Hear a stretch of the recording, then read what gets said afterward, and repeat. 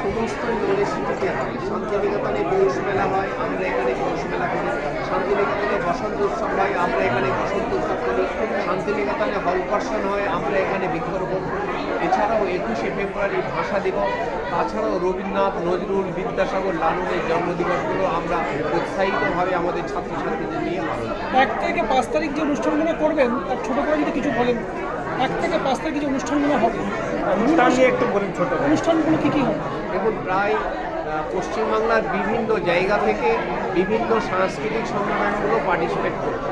প্রায় 500-র উপরে সাংস্কৃতিক সংগঠন অ্যাপ্লাই করেছে।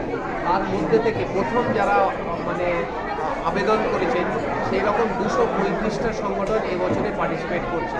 বাকিগুলোকে আমরা নিতে পারলাম না, সেটা খুবই দুঃখিত সেজন্য। তবে এই 235 জন সংগঠন যারা পার্টিসিপেট করছে, অংশগ্রহণ করছে, তাদের কলকাতা থেকে তাদের নিয়ে যাওয়ার এবং নিয়ে আসার ব্যবস্থাটা আমরা করেছি এবং সুন্দরভাবে সাংস্কৃতিক অনুষ্ঠানগুলি যাতে সফল হয়, সাংস্কৃতিক মনোভাবাপন্ন মানুষদেরকে নিয়ে আসার আমরা চেষ্টা করছি। আমরা শিক্ষা প্রতিষ্ঠানের ছাত্রছাত্রীরাও কি অংশগ্রহণ করছি অনুষ্ঠানে? আমাদের প্রত্যেকটা ইনস্টিটিউটে ছাত্রছাত্রী, শিক্ষক, কর্মচারী সবাই এই কর্মযজ্ঞে সামিল হয়েছেন। তারা যদি সামিল না হতো তাহলে আমরা এই অনুষ্ঠানগুলো সুন্দরভাবে সফল করতে পারতাম না। কলকাতার বাইরে অন্য কোনো জেলা থেকে কি আসবেন?